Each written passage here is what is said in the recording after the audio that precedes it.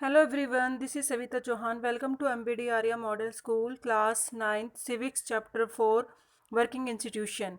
Previous video में student हमने कुछ इम्पॉर्टेंट क्वेश्चन डिस्कस करे थे, फर्स्ट टू 17 इम्पॉर्टेंट क्वेश्चन जो एक्चुअली में अकॉर्डिंग टू योर टॉपिक हैं और जो एग्ज़ाम में पूछे जा सकते हैं। इस वीडियो में हम अब आगे के क्वेश्चन डिस्कस करेंगे और देखेंगे कि किस तरीके के और क्वेश्चंस हैं जो बन सकते हैं आपके टॉपिक के अकॉर्डिंग।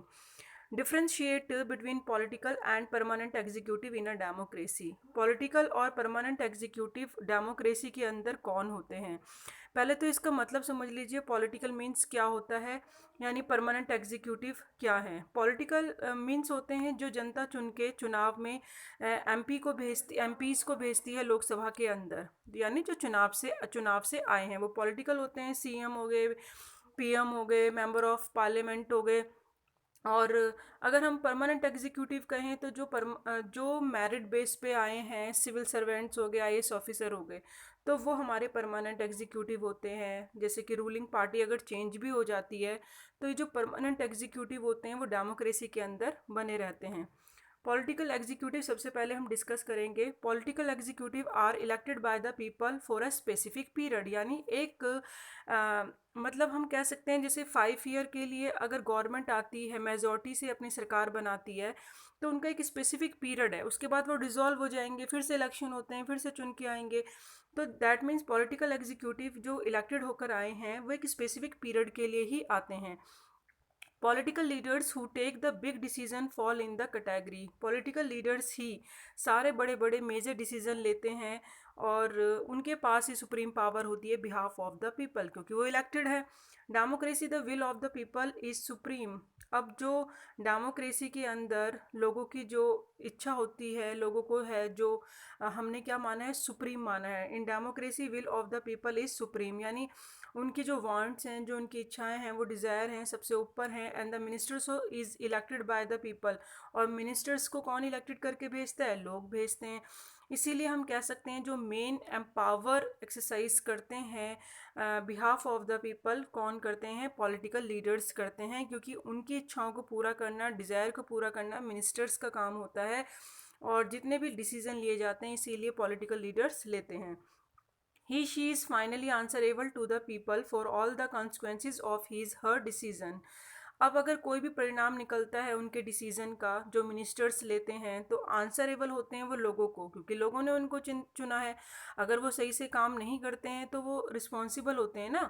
अपने जो भी परिणाम निकलेगा, अच्छा या बुरा रिजल्ट जो भी होता है, तो किसको ब्लेम करते हैं? हम मिनिस्टर्स को करते हैं, पीएम को करते हैं, जो कि चुन के गए हैं हमारे द्वारा, क्योंकि हमने उनको चुना है अपने लिए। तो इसीलिए these executive are not and are not accepted to be an expert in the matter of their ministry. Executive कर भी सकते हैं, नहीं भी कर सकते, यानी एक्सेप्ट जो भी मिनिस्टर्स होते हैं, एक्सपर्ट्स की बातें, यानी जो सिविल सर्वेंट्स हैं, जो उनके अंडर काम करते हैं, आईएएस ऑफिसर हो गए या और भी गवर्नमेंट एम्प्लॉयड हो गए, जो कि अपने अपने डिपार्टमेंट के बहुत ज़्यादा एक्सपर्ट होते हैं, चीफ सेक्रेटरी हो गए, तो इन सबको जब चुना जाता है तो ये जो एग्जीक्यूटिव होते हैं, ये एक्सेप्ट करें ना करें एक्सपर्ट्स के जो किसी भी मैटर पे जो डिसीजन होते हैं मिनिस्टर, तो वो उनकी चॉइस है। फाइनल डिसीजन मिनिस्टर्स का ही होता है, क्योंकि भाई वो आंसर देने के लिए रिस्पॉन्सिबल होते हैं, तो वो किसी की बात, सिविल सर्वेंट्स की बात माने या ना माने, ये उनके ऊपर है। परमानेंट एग्जीक्यूटिव अब क्या होते हैं वो हम देखेंगे। अभी हम क्या देख रहे थे? हम देख रहे थे पॉलिटिकल एग्जीक्यूटिव, यानी जो जनता के द्वारा चुन के आए हैं। Permanent executive are appointed on a long term basis. ये एक लंबे काल के लिए चुने जाते हैं, समय के लिए चुने जाते हैं। अगर रूलिंग पार्टी डिसॉल्व भी हो जाती है, उनका कार्यकाल फिनिश हो जाता है, तो दैट मीन्स अब क्या होगा? तब भी ये बने रहते हैं। जो पार्टी चेंज होके अब दूसरी पार्टी विन करके आती है, रूलिंग पार्टी बनती है, तो उनके लिए भी वो काम करते रहेंगे।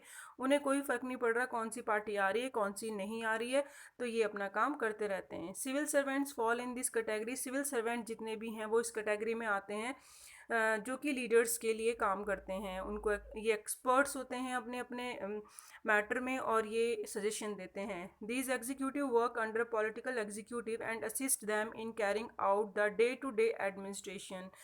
ये जो एग्जीक्यूटिव होते हैं वर्क करते हैं किसके अंडर करते हैं? पॉलिटिकल एग्जीक्यूटिव के अंदर असिस्ट करते हैं, उनको हेल्प करते हैं and carrying out the day to day administration. जो डेली का जो एडमिनिस्ट्रेशन होता है, प्रशासन होता है, उसको मेंटेन करने में उनको किस तरीके से चलाना चाहिए।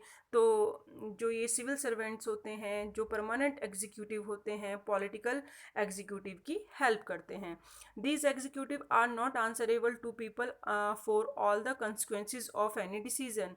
अब जो ये परमानेंट एग्जीक्यूटिव हैं, सिविल सर्वेंट हैं, जो अपॉइंट किए गए हैं अंडर ऑफ लीडर्स के नीचे काम करने के लिए, जबकि ये मेरिट बेस पे आए हैं और जबकि ये बहुत ज़्यादा इनको नॉलेज होती है, लेकिन अब जो भी ये काम करते हैं, डिसीज़न लेते हैं या डे टू डे एडमिनिस्ट्रेशन में कोई भी सजेशन देते हैं पॉलिटिकल लीडर्स को, तो आंसर जनता को देने के लिए रिस्पॉन्सिबल नहीं है। कोई भी परिणाम निकले किसी भी डिसीजन का, अच्छा या बुरा, इनको कोई फ़र्क नहीं पड़ता है। They are usually more educated and has more expert knowledge of the subject. कई बार आपने सुना भी होगा, हमने देखा है कि कई बार जो मिनिस्टर्स होते हैं उनको उस डिपार्टमेंट की इतनी नॉलेज नहीं होती है जितनी कि ये जो एक्सपर्ट होते हैं उनको होती है, लेकिन फिर भी ये उनके नीचे काम करते हैं। क्यों?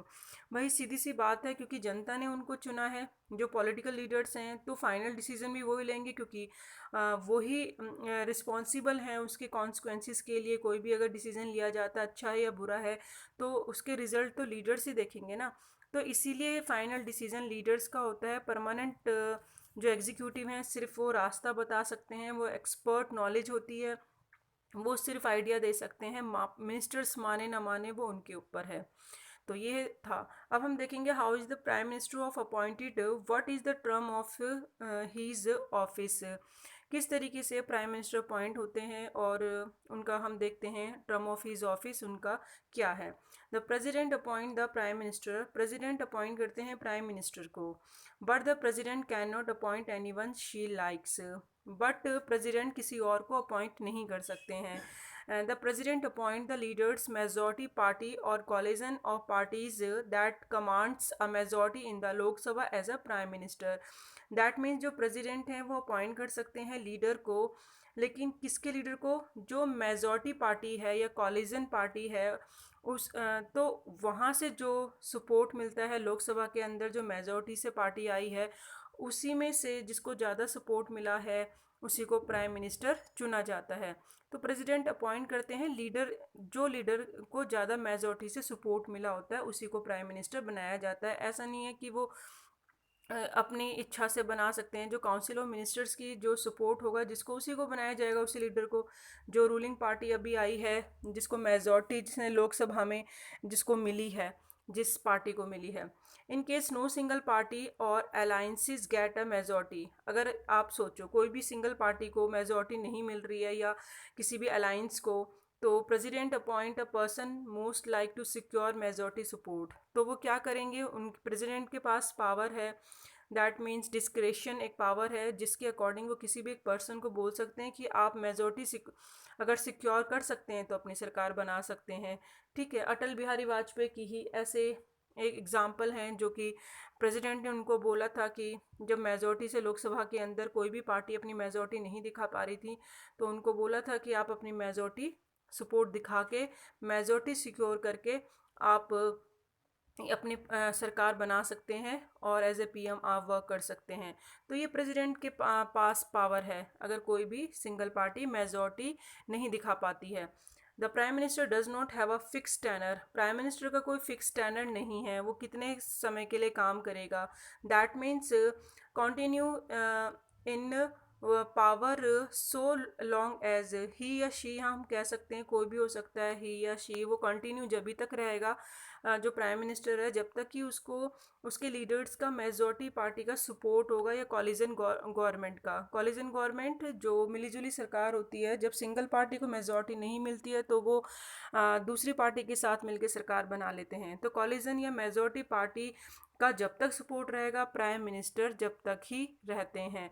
What are the functions and powers of the prime minister, prime ministers के क्या काम होते हैं और क्या पावर होती हैं। Prime minister has wide ranging powers, उसके पास बहुत पावर होती है। Prime minister chairs cabinet meetings, जितनी भी कैबिनेट मीटिंग्स होती हैं सभी देखते हैं। And he coordinate the work of different departments, और अलग अलग डिपार्टमेंट्स को कोऑर्डिनेट का काम करना प्राइम मिनिस्टर का ही है कि सब अपना काम सही से कर रहे हैं या नहीं कर रहे हैं। He exercise general supervision of different minister, that means कि वो अपने अंडर काम करने वाले जितने भी डिपार्टमेंट हैं उनका सुपरविजन करना, ये आप देख सकते हैं कि किसका है, जो प्राइम मिनिस्टर का काम है। All ministers work under his leadership, that mean जितने भी छोटे छोटे डिपार्टमेंट के जो मिनिस्टर्स होंगे, काउंसिल ऑफ मिनिस्टर्स होंगे जो लोकसभा के अंदर हैं, वो किसके सुपरविजन में होंगे, यानी किसके लीडरशिप में होंगे, प्राइम मिनिस्टर के। His decision are final in case disagreement arise between departments, final decision PM का ही माना जाएगा। अगर किसी भी डिपार्टमेंट के बीच में कोई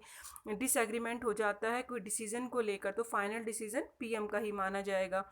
उसके बाद हम देखें तो डिस्ट्रीब्यूट या रीडिस्ट्रीब्यूट करना मिनिस्टर्स को काम किसका है, पीएम का, कि किस डिपार्टमेंट को किस मिनिस्टर को कौन सी पोस्ट देनी है और कौन सा उसको काम देना है। He also has the power to dismiss ministers, इनके पास पावर है मिनिस्टर्स को डिसमिस करने की, वो किसी भी मिनिस्टर्स को उसकी पोस्ट से रिमूव कर सकते हैं।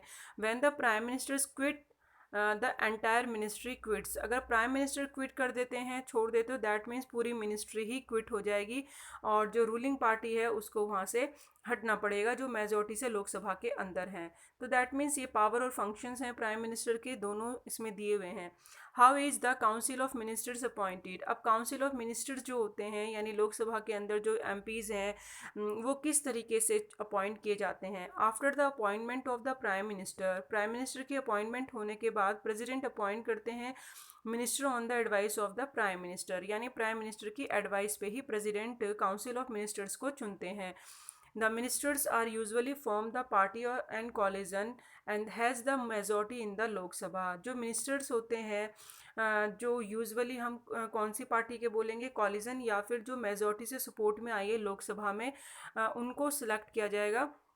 और the prime minister is free to choose minister, prime minister free होते हैं किसको किस पोस्ट पे रखना है, as long as they are member of parliament, और वो कितने समय तक पार्लियामेंट के, जब तक वो मतलब जितने लंबे समय तक पार्लियामेंट के मेंबर हैं, तो उन तब तक वो प्राइम मिनिस्टर फ्री हैं किसी भी मिनिस्टर को चुनने के लिए। ठीक है, लोकसभा के अंदर जो मिनिस्टर्स हैं वो जो मेजॉरिटी से पार्टी आई है, तो उसी में से काउंसिल ऑफ मिनिस्टर जो होते हैं चुने जाते हैं, अलग अलग डिपार्टमेंट में उनको काम दिया जाता है, उनकी सर्विसेज उनको दी जाती हैं।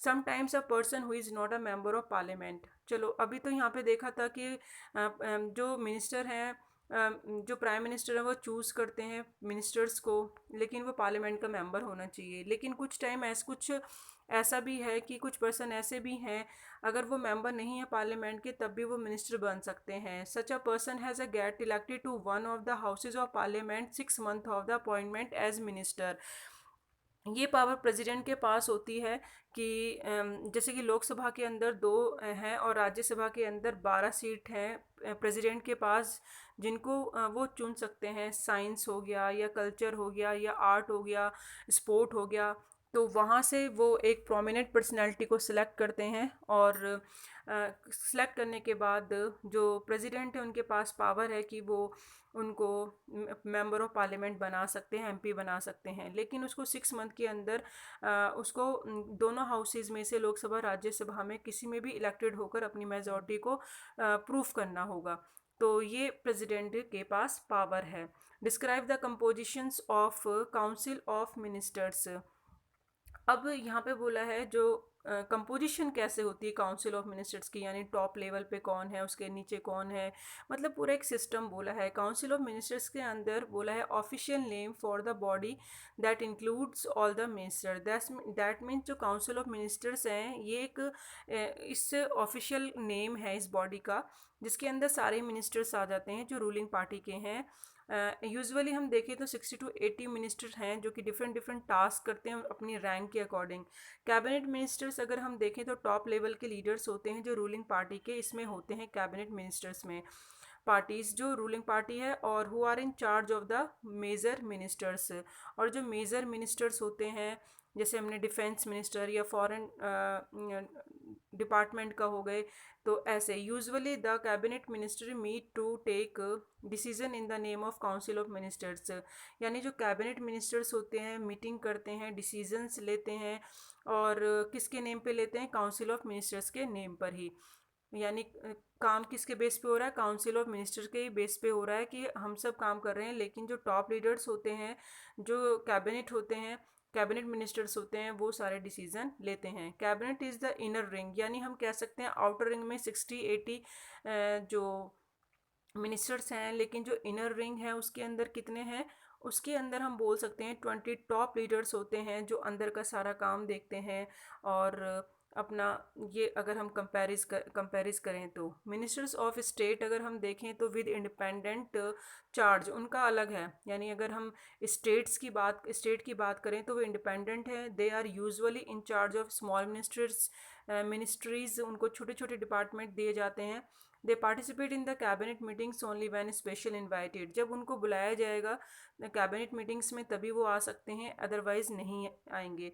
Ministers of state they are attach to and required to assist cabinet ministers, जो इनर रिंग है यानी जो टॉप लीडर हैं 20, अगर वो चाहें तो अब कैबिनेट मिनिस्टर्स चाहें तो जो ये स्टेट मिनिस्टर्स हैं उनसे हेल्प ले सकते हैं। जैसे कि अगर हम देखें कोई भी लीडर हैं, जैसे कि अमित शाह को देखें तो जो अगर वो चाहें कैबिनेट मिनिस्टर हैं और उसके बाद अगर वो सोचें कि भाई मुझे स्टेट मिनिस्टर से हेल्प चाहिए तो वो हेल्प मांग सकते हैं। तो ऐसे ही और भी अगर हम देखें जो टॉप लीडर्स हैं तो वो हेल्प मांग सकते हैं।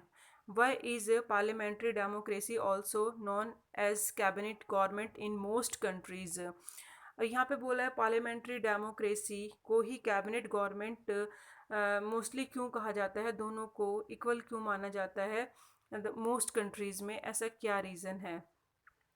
It is not practically for all ministers to meet regularly and discuss everything, इतना पॉसिबल नहीं है कि सभी मिनिस्टर मीटिंग करें और प्रैक्टिकली अगर हम देखें वो डिसीज़न ले पाएँ, तो इतना इम्पॉसिबल है। इसीलिए हम कह सकते हैं जितने भी डिसीज़न है वो कैबिनेट मीटिंग्स में ही होते हैं, टॉप लेवल के जो लीडर्स होते हैं वही लेते हैं। इसीलिए हम कहते हैं that is why parliamentary democracy is the most countries is often known as the cabinet form of the government, यानी हम उसको कैबिनेट फॉर्म ऑफ गवर्नमेंट के नाम से भी कह सकते हैं, क्योंकि मेन तो काम जो होते हैं कैबिनेट मिनिस्टर्स ही करते हैं। क्या करते हैं, एज ए टीम वर्क करते हैं।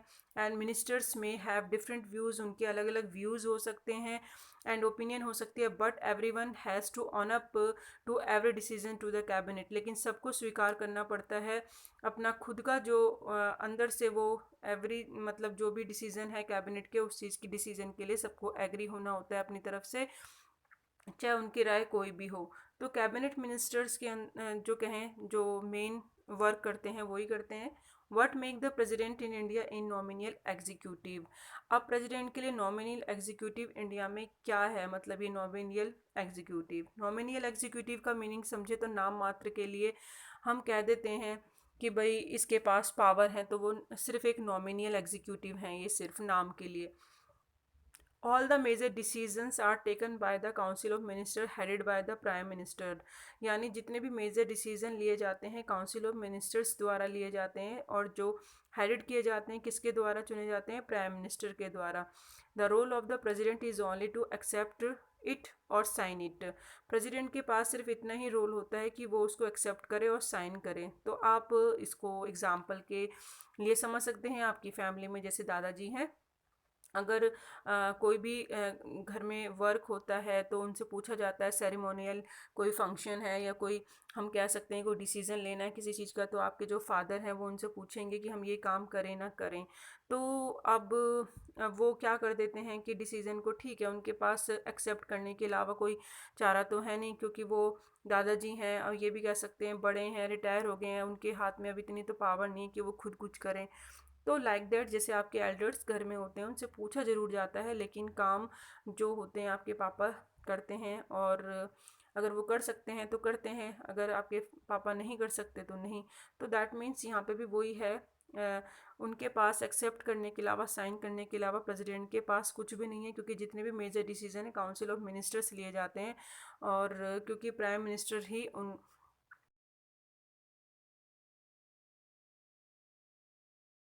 द्वारा आए हैं, चाहे उनको फिर बाद में उनकी ड्यूटीज़ डिस्ट्रीब्यूट की हैं by the PM. President is the head of the nation. अब यहाँ पे प्रेसिडेंट को बोला है कि वो हेड ऑफ द नेशन कहा जाता है, यानी प्राइम मिनिस्टर जो है हेड ऑफ द गवर्नमेंट है। Head of the government means क्योंकि प्राइम मिनिस्टर जनता के द्वारा चुन के आते हैं, और president head of the state.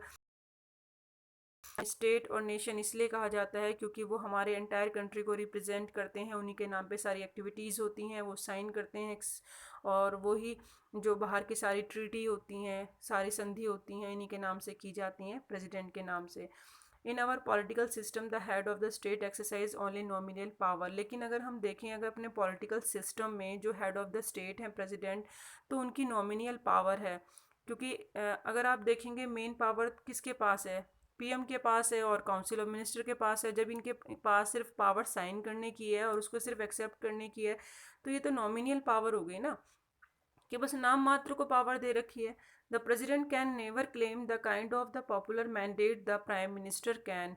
President कभी भी क्लेम नहीं कर सकते, जितने प्राइम मिनिस्टर एक पॉपुलर पर्सनैलिटी हैं, और क्योंकि जनता ने उनको चुना है, तो वो एक मतलब प्रोमिनेंट पर्सनैलिटी रहेंगे, और प्रेसिडेंट नहीं रहेंगे क्योंकि उनको जनता ने नहीं चुना है।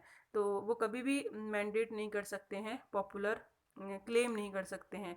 This ensure that she remain only a nominal executive. इसी बात से पता चल जाता है कि उनके जो पावर हैं वो है नॉमिनल, नाम मात्र के लिए ही। नेक्स्ट क्वेश्चन हम देखेंगे कि how is the president of the India elected. President को इलेक्ट कैसे किया जाता है। President is not elected directly by the people, लोग उसको नहीं चुनते हैं। All the member of PM, MPs और एमएलए, यानी जो स्टेट लेजिस्लेटिव असेंबली, यानी जो स्टेट लेवल पे हैं, और एमपी जो पार्लियामेंट लोकसभा में है, जो जनता द्वारा चुन के आए हैं पार्लियामेंट के मेंबर हैं, ठीक है, जो पार्लियामेंट के मेंबर हैं वो एमपी, और जो स्टेट के मेंबर हैं तो वो एमएलए हो गए। तो ये प्रेसिडेंट को चुनते हैं, वोट करते हैं, और दोनों के मेंबर से मेजॉरिटी से फिर सिलेक्ट किया जाता है। Candidate standing for the president post, जो भी कैंडिडेट प्रेसिडेंट पोस्ट के लिए खड़ा होता है उसको मेजॉरिटी से वोट विन करने होते हैं इलेक्शन के अंदर। एमएलए एमपीज दोनों वोट करते हैं। This ensure that the president can be seen to represent the entire nation.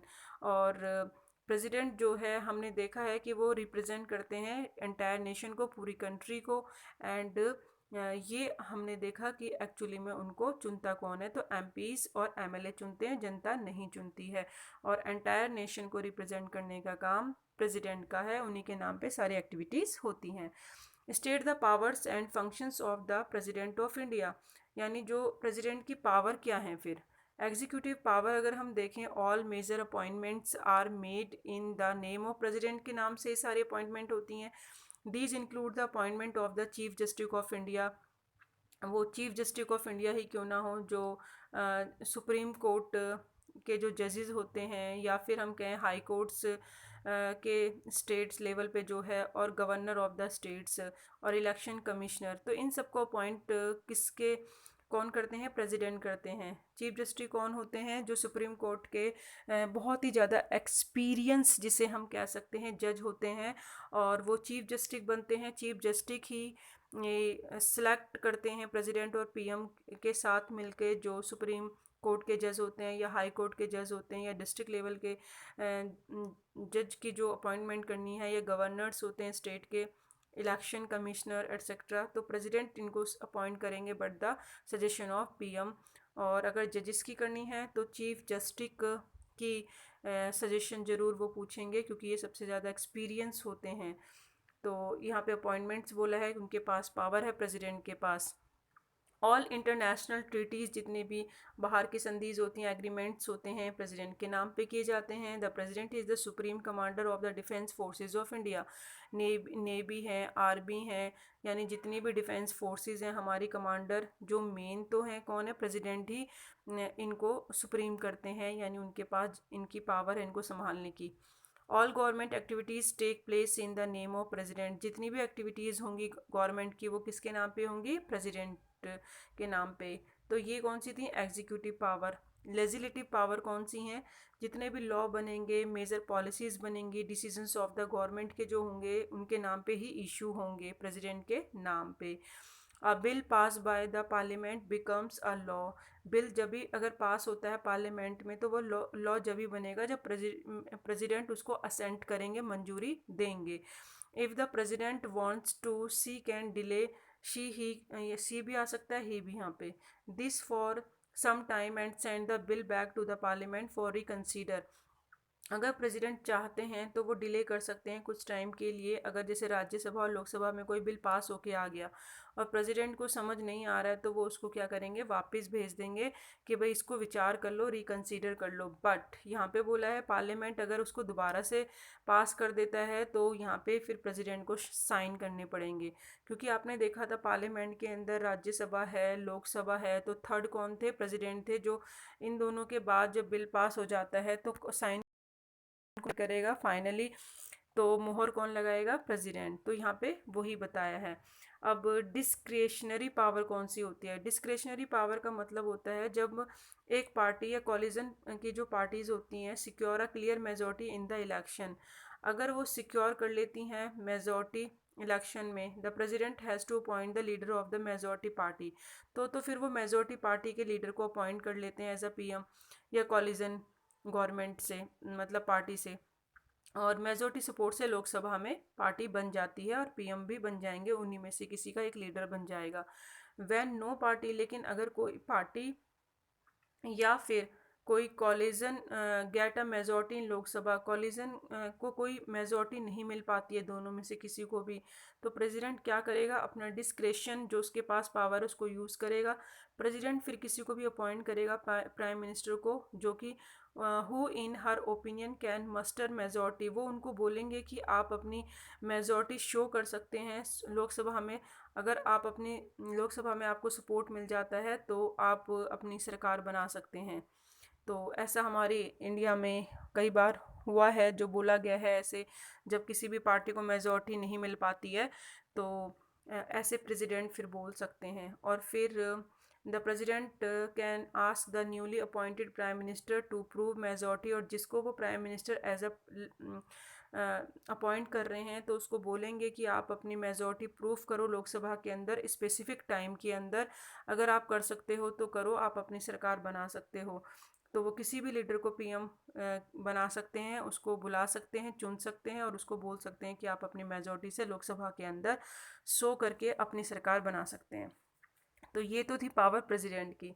What do you know about the president form of government, next हम देखेंगे कि एक्चुअली में आप प्रेसिडेंट फॉर्म ऑफ गवर्नमेंट से क्या समझते हैं। प्रेसिडेंशियल, प्रेसिडेंशियल गिवन द ये है centrality of the president, this system of government is called president, यानी जब प्रेसिडेंट के को ही एक सेंट्रलिक है, मतलब वो सेंटर में जो है सभी काम करने वाले प्रेसिडेंट हैं, इसी सिस्टम को प्रेसिडेंट फॉर्म ऑफ गवर्नमेंट कहा जाता है। जैसे कि अगर हम यूएसए की बात करें तो जो उसमें हेड ऑफ़ द स्टेट या हेड ऑफ़ द गवर्नमेंट दोनों ही प्रेसिडेंट होंगे, लेकिन हमारी कंट्री में क्या है, head of the state president है और head of the government PM है, तो दोनों में डिफरेंस है। लेकिन यहाँ पे बोला है कि जब दोनों ही एक होते हैं तो वो हमारा प्रेसिडेंशियल है, यानी प्रेसिडेंट ही सेंट्रलिक होंगे, वो ही सारे काम करेंगे। He is a directly elected by the people, ये जनता द्वारा चुने जाते हैं। He personally choose and appoints all ministers, यही सारे मिनिस्टर्स को अपॉइंट करेंगे। जबकि इंडिया में अभी आपने देखा था कि जो प्रेसिडेंट हैं अपॉइंट करते हैं तो पीएम की सजेशन पे ही करेंगे या काउंसिल ऑफ मिनिस्टर्स की सजेशन से कुछ काम होता है। The president can veto any law in the USA, और प्रेसिडेंट किसी भी लॉ को क्या कर सकता है, रोक सकता है यूएसए के अंदर, उसके पास एक वेटो है, पावर है। तो दैट मीन्स ये क्या कहलाता है, प्रेसिडेंशियल, जब प्रेसिडेंट के पास ही सारी पावर सेंट्रलिक होती हैं, उसी के पास हैं। जबकि हमारी इंडिया कंट्री में क्या है, हमारी power head of the government अलग है और हेड ऑफ़ द स्टेट अलग है, यानी प्रेसिडेंट और गवर्नमेंट दोनों में डिवाइडेड हैं। व्हाट इज़ द जुडिशरी किसे कहते हैं, what does it consist of, अगर हम देखें all courts at different level in a country put together, अगर सभी जो कोर्ट्स हैं अलग अलग लेवल की, सुप्रीम कोर्ट कहें जो कि इंडिया का, हमारी कंट्री का एक है, और जो वो दिल्ली में है, तो और फिर स्टेट वाइज अगर देखें तो हाई कोर्ट होते हैं, डिस्ट्रिक्ट लेवल पे देखें तो डिस्ट्रिक्ट कोर्ट होते हैं। तो अलग अलग अगर इन कंट्री को के जो कोर्ट्स हैं इनको एक साथ टुगेदर करा जाए तो ये जुडिशरी कहलाते हैं।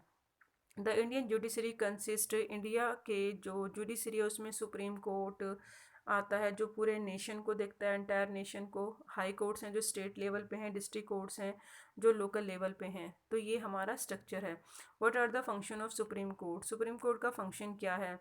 ये it can take up and dispute between citizens of the country and between citizen. Supreme court देखता है कि सिटीजन और यानी सिटीजन ऑफ द कंट्री जो है या सिटीजन के बीच में कोई डिस्प्यूट हो जाता है, जैसे किसी की चोरी हो जाती है, government and between two more state, अगर हम देखें सिटीजन और गवर्नमेंट के बीच में कोई प्रॉब्लम हो जाती है तो उस डिस्प्यूट को भी देखता है। कौन देखते हैं? कोर्ट्स देखते हैं, सुप्रीम कोर्ट देखेंगे। जैसे कि आपने देखा था मेमोरेंडम के टाइम पे इंदिरा साहनी केस और यूनियन ऑफ इंडिया का जो केस था, उसमें फिर सुप्रीम कोर्ट के जो जजेस होते हैं 11 जजेस, वो उसकी सुनवाई करते हैं और कहते हैं वैलिड है कानून लेकिन इसको थोड़ा सा मॉडिफाई करें। तो जब गवर्नमेंट और सिटीज़न के बीच में अगर कोई डिस्प्यूट हो जाता है तो उसको कौन देखेगा? यानी अगर सिटीज़न के बीच में हो रहा है तो दैट मीन्स कोई चोरी का मामला है या किसी चीज़ का, लेकिन सिटीज़न और गवर्नमेंट के बीच में हो रहा है तो उसको भी सुप्रीम कोर्ट देखता है। और अगर दो या दो स्टेट के बीच में डिस्प्यूट हो रहा है तो उसको भी देखा जाएगा, सुप्रीम कोर्ट उसको सॉल्व करता है। कहीं ऐसा ना हो दो स्टेट्स हैं जो आपस में एक दूसरे की जो राइट्स हैं उनको कोशिश कर रहे हैं डिनाई करने की।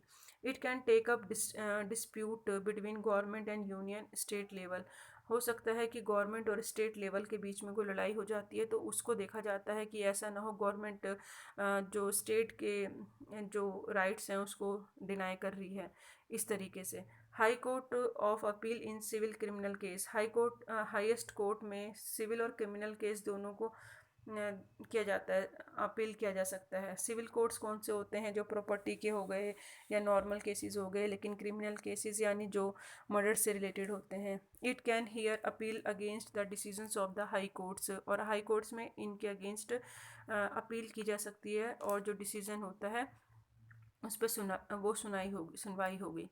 अब decision are binding on all other courts of the country, जो डिसीजन लिया जाता है जिस कोर्ट में तो वो दूसरी कोर्ट में मान्य होगा उसको। जैसे कि सुप्रीम कोर्ट ने अगर बाई चांस डिस्ट्रिक्ट लेवल के कोर्ट में कोई सुनवाई नहीं होती, हम सेटिस्फाइड नहीं है तो हम अपील कर सकते हैं हाई कोर्ट में। हाई कोर्ट में अगर हम सेटिस्फाइड नहीं होते हैं सुप्रीम कोर्ट में जाएंगे। तो यहाँ पे एक मिलके काम कर रहे हैं, ये इंटीग्रेटिव हैं सभी के सभी, क्योंकि एक कोर्ट दूसरी कोर्ट की जो वो डिसीजन लिया जा रहा है उसकी रिस्पेक्ट करता है, और फाइनली अगर सुप्रीम कोर्ट उसको डिसीजन कोई लेता है तो वो सबको मानना होगा। तो यहाँ पे वही चीज़ बोली है कि सब एक दूसरे की डिसीजन को मानने के लिए तैयार रहते हैं। It can determine the constitutional validity any legislations और actions of the executive in the country when it is challenge before them, this is known as the judicial review. That means यहाँ पे बोला है कि कॉन्स्टिट्यूशन में ये validity है कि किसी भी लेजिस्लेशन में या किसी भी एक्शन जो एग्जीक्यूटिव के द्वारा लिया जाता है कंट्री के अंदर तो उसको चैलेंज किया जा सकता है। और जुडिशियल उसको रिव्यू कहते हैं, जुडिशियल रिव्यू कहा जाता है, यानी वो उसको अच्छी तरीके से देखेगा कहीं ऐसा तो नहीं है उस एक्शन की वजह से बहुत सारे लोगों को नुकसान हो रहा है। गवर्नमेंट अगर कोई ऐसा एक्शन लेती है जिसकी वजह से बहुत सारे लोगों को सोसाइटी में प्रॉब्लम है तो उसको चैलेंज किया जा सकता है, तो उसको जुडिशियल रिव्यू कहते हैं। यानी जुडिशरी जजेस हैं सुप्रीम कोर्ट के वो उसको देखेंगे। The supreme court and high court have the power to interrupt the constitutions of the country, supreme court के पास पावर है कि वो कॉन्स्टिट्यूशंस के अंदर इंटरप्ट कर सकते हैं, यानी जो उसके लॉ हैं उसको दोबारा से उसकी व्याख्या की जा सकती है। What do you understand by independent of jury? Independence of jury judiciary का मतलब है कि वो किसी के अंडर में या किसी के दबाव में काम नहीं करती है, वो फ्री है। Independence of the judiciary means is not under the control of legislature executive, यानी किसी भी के अंडर काम नहीं करती है। द जज, ये हमें दो बातों से पता चल जाता है। कैसे?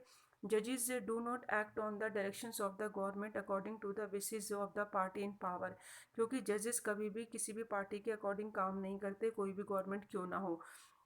That is why all modern democracies have quota that are independent of the legislature and the executive। इसीलिए सभी मॉडर्न डेमोक्रेसी के अंदर ये है कि लेजिस्लेचर्स और जो एग्जीक्यूटिव हैं उनसे इंडिपेंडेंट होती है जो हमारी कौन है, जो हमारी जुडिशरी है। India has also achieve this, और इंडिया ने ये अचीव करा है। उनकी जो अपॉइंटमेंट होती है उसके बेस पे भी हम कह सकते हैं कि जैसे कि जो जज हैं चुने जाते हैं, तो सुप्रीम कोर्ट के जो जजेस हैं, ठीक है, प्रेसिडेंट उनको अपॉइंट करते हैं, किसकी हेल्प से?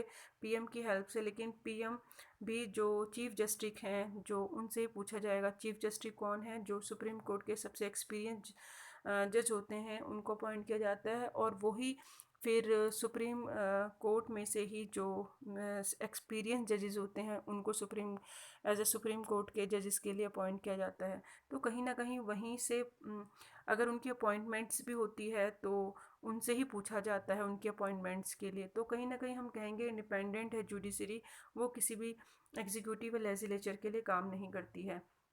What are the various provisions to make Indian judiciary independent and impartial? हमें कैसे पता चलता है कि वो इंडिपेंडेंट है और इम्पार्शियल है, यानी किसी के साथ भेदभाव का काम नहीं करते? या फिर आप कैसे कह सकते हैं इंडिपेंडेंट है? और जो सुप्रीम कोर्ट के जो जजेस हैं एंड हाई कोर्ट्स के जो जज हैं उन्हें अपॉइंट कैसे किया जाता है? हाउ कैन जज बी रिमूव, और उनको कैसे रिमूव किया जा सकता है? द जजेस of the supreme court and High Court are appointed by the President on the advice of the Prime Minister and in the consultations with the Chief Justice of the Supreme Court।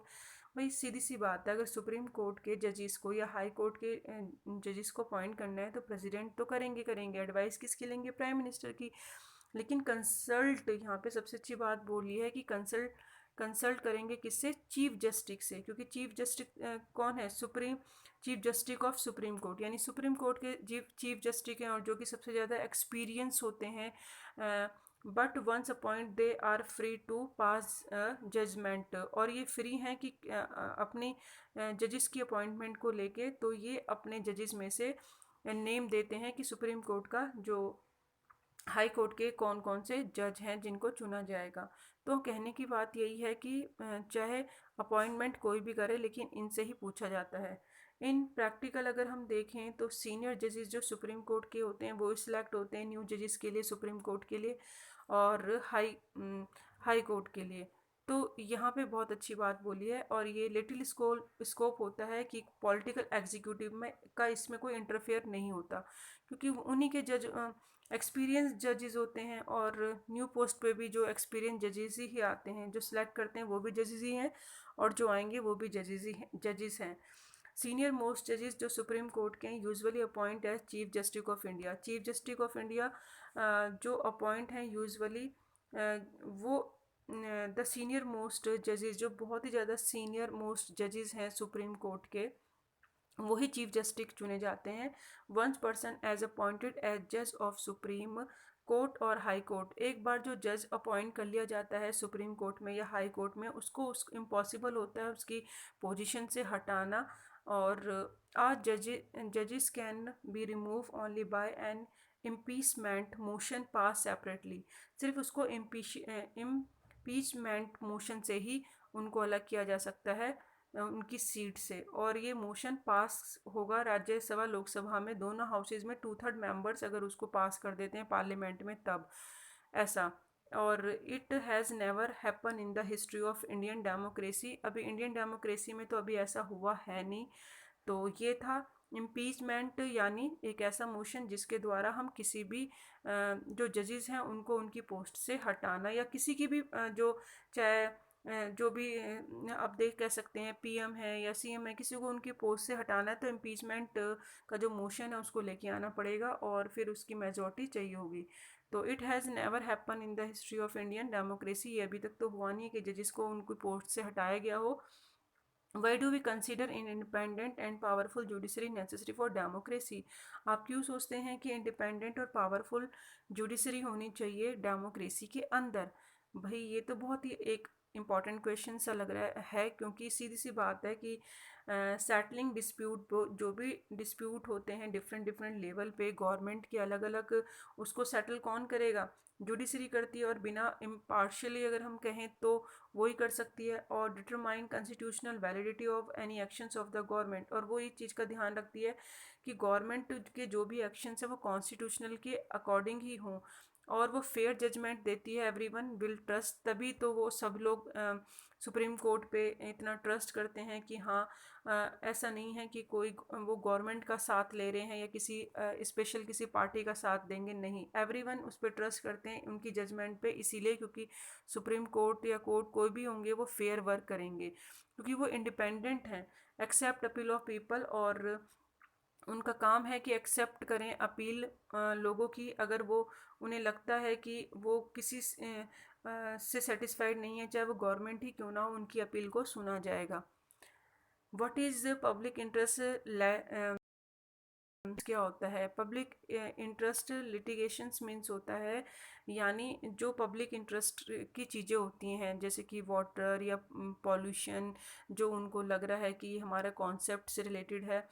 Judiciary enjoy high level of confidence among the people, अगर लोग को लग रहा है कि कहीं ना कहीं जैसे कि पॉल्यूशन बहुत ज़्यादा है तो वो अपील करते हैं, तो जजेस जो हैं उसके ऊपर काम करेंगे। अगर हम देखें तो सुप्रीम कोर्ट पे अगर अपील करते हैं, रिसेंटली ईयर में अगर हम देखें, court have given a several judgment, ऐसे बहुत सारे जजमेंट दिए हैं, and the directions to protect public interest, human rights को और उनके पब्लिक इंटरेस्ट मैटर को रिजॉल्व करने के लिए बहुत सारे ऐसे मैटर अभी डिसीजन लिए गए हैं। Everyone can approach the court if public interest is hurt by the action of the government, और इसे कहते हैं पब्लिक इंटरेस्ट लिटिगेशंस, यानी अगर कोई भी गवर्नमेंट के किसी एक्शन की वजह से लोगों को नुकसान हो रहा है या उनको प्रॉब्लम हो रही है, तो वो गवर्नमेंट के अगेंस्ट अपील कर सकते हैं सुप्रीम कोर्ट में, और तो कोर्ट उसको देखेगी, फिर कोर्ट इंटरवीन करेगी एंड प्रिवेंट करेगी misuse of the government's power to make decision, कि गवर्नमेंट अपनी पावर का कोई मिसयूज तो नहीं कर रही है। तो इंटरवीन कौन करता है? कोर्ट करता है, बीच में आती है और उनको सही डिसीजन लेने के लिए बोलती है। दे चेक मल practices on the part of the public officials, और कोई पब्लिक ऑफिशियल्स, गवर्नमेंट ऑफिशियल्स कोई गलत काम करते हैं तो उनको रोकती है। And that is Y judiciary enjoy the high level of confidence among the people, इसीलिए लोगों का जुडिशरी पे पूरा विश्वास है, क्योंकि वो सबके लिए इक्वली सोचती है supreme court. What is judicial review? Judicial review क्या होता है? अगर हम देखें, supreme court and high court have the power to interpret the constitutions of the country. Supreme court और हाई कोर्ट के पास पावर है कि वो कॉन्स्टिट्यूशन को इंटरप्रेट कर सकते हैं, व्याख्या कर सकते हैं उसकी, और they can declare invalid any law. Legislature के अंदर कोई अगर लॉ इनवैलिड है तो उसको ख़त्म कर सकते हैं। The actions of the executive, और जो कोई अगर एक्शन है एग्जीक्यूटिव का, whether at the union level, at the state level, या फिर वो देख सकते हैं कोई लॉ या कोई एक्शन ऐसा है जो कॉन्स्टिट्यूशन के अगेंस्ट है, तो उसको इनवैलिड बोल सकते हैं, चाहे वो स्टेट लेवल पे हो या फिर सेंट्रल लेवल पे हो। कोई भी एग्जीक्यूटिव लेजिस्लेटिव अगर ऐसा एक्शन सुप्रीम कोर्ट के द्वारा या court can determine the constitution validity of legislation and actions of the executive in country when it is challenged before them. This is non judicial review, यानी judicial review means he है कि वो इस चीज़ को विचार करती है, देखती है, और उनके सामने ये चैलेंज है कि भाई एग्जीक्यूटिव हो या लेजिस्लेटिव हो, वो सबसे पहले डिटरमाइन करें, किस चीज़ को सोचें, कॉन्स्टिट्यूशनल वैलिडिटी होनी चाहिए उनके हर एक्शंस में, उनके हर काम में, और अगर ऐसा नहीं होता तो जुडिशली उसको रिव्यू कर सकते हैं, उस पर विचार कर सकते हैं, उनको बोल सकते हैं कि ये गलत है। How does judiciary act as guardian of the fundamental rights? Judiciary को as a guardian fundamental rights का क्यों कहा गया है? जैसे कि आप खुद सोचो कि आप हो और किसी के पास थोड़े समय के लिए रहने लगते हो, तो वो एज अ गार्जियन है आपके। इसी तरीके से फंडामेंटल राइट्स के लिए कौन गार्जियन है? जुडिशरी है। जिन्होंने इसे बनाया था वो नेशनल असेंबली जो थी, तो वो तो अब नहीं है, लेकिन अगर हम कहें जुडिशरी तो है एज अ गार्जियन जो फंडामेंटल राइट्स को प्रोटेक्ट करती है। The power and the independent of Indian judiciary allowed to act as the guardian of the fundamental rights, क्योंकि जो हमारी जुडिशरी है वो इंडिपेंडेंट है और इंडिया के अंदर, और उसकी जो पावर है उसके अकॉर्डिंग अगर हम देखें तो वो हमारे राइट्स को, फंडामेंटल राइट्स को प्रोटेक्ट करती है। क्योंकि अगर हमें लग रहा है कि हमारे राइट्स कहीं ना कहीं गवर्नमेंट हमसे डिनाई कर रही है, ले रही है, तो हम अपील कर सकते हैं सुप्रीम कोर्ट में। And the citizen have to right to approach a court में जाके उसके लिए seek remedy in case of any violations of the rights. अगर उनको लगता है कि उनके वायलेशन से उनके राइट्स उनसे छीने जा रहे हैं, तो वो उनके प्रोटेक्ट के लिए कोर्ट में जाके अपील कर सकते हैं कि भाई हमारी अब हेल्प करो। तो यहाँ पे हमने देखा कि किस तरीके से जुडिशरी वर्क करती है। If fundamental rights are violated, अगर किसी के फंडामेंटल राइट्स को वायलेटेड किया जा रहा है, उल्लंघन किया जाता है, then citizen can approach the supreme court and high court directly, जाके हाई कोर्ट में या सुप्रीम कोर्ट में अपील की जा सकती है। तो ये थे हमारे जो इम्पॉर्टेंट क्वेश्चंस थे अकॉर्डिंग टू टॉपिक स्टूडेंट, जो हमने डिस्कस करा। पार्ट 1 में पहले आपको करा चुकी हूँ, पार्ट 2 में। तो इसी के साथ ही हमारा चैप्टर जो 4 है वर्किंग इंस्टीट्यूशंस, जिसके अंदर और परमानेंट इंस्टीट्यूशन पढ़ चुके हैं, और हमने जितने भी जो एग्जीक्यूटिव हैं, लेजिस्लेचर है, या फिर हमने लेजिस्लेचर पढ़ लिया, एग्जीक्यूटिव पढ़ लिया, जुडिशरी, और डिफरेंट डिफरेंट हमने ये सारे उनके पावर, उनके फंक्शन, सब कुछ हमने डीपली समझा। किस तरीके के क्वेश्चंस एग्जाम में आ सकते हैं वो हमने डिस्कस करा। Thank you so much. Keep watching, keep learning.